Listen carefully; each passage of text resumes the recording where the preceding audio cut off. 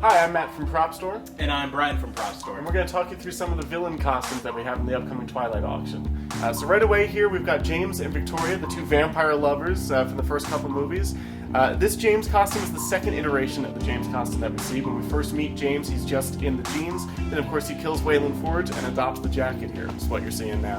And this is James's trophy costume. As you can see, he has a number of trinkets and mementos that he's collected from his various victims that he's killed over the years. So he's got marshal pins and security badges, other pins, and a couple of wedding bands over here, too. He's kind of a violent guy, and he's collected a lot from a lot of different people. Another cool thing about this costume, too, if you look at the feet down here, obviously the idea being that the character's barefoot, but that's uncomfortable for an actor shooting in the rain and the cold, so they made these little lycra boots and painted toes on top of them to fake it for camera, basically. Makes it a little bit more comfortable filming, in a rainy area. Exactly. And then over here we've got the second version of Victoria. This is Eclipse Victoria. Obviously she's been living in the woods for a while. She's been on the run for a while, so they added this fabric on top of the coat.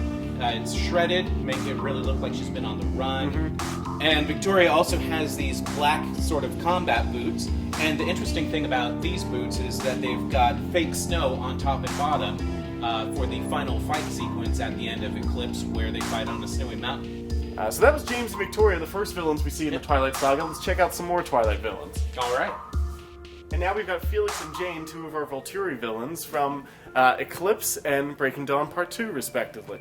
The cool thing about Felix's costume over here, you very rarely see a Volturi not dressed in black or some variation thereof. Black with red. Yeah, we've got this gray outfit. Right, so you've got this gray outfit here with all these different fabrics, these cool colors in there. Very unique for the Volturi. But of course, with both of these guys and for the entire Volturi clan, really, all their clothes are kind of a throwback. They're very classic and vintage. Yeah, exactly. And then Jane, we call this her London costume. This is from in Breaking Dawn Part 2, when they're all out recruiting people to help them in the final fights. This is what she wears in that case. Got this great purple double-breasted jacket with the buttons down each side, and then the Volturi pendant. Yep. This is a stunt version that's made out of urethane, so it's soft and very easy to work with. Yep. So let's check out two more Volturi villains from the Twilight Saga.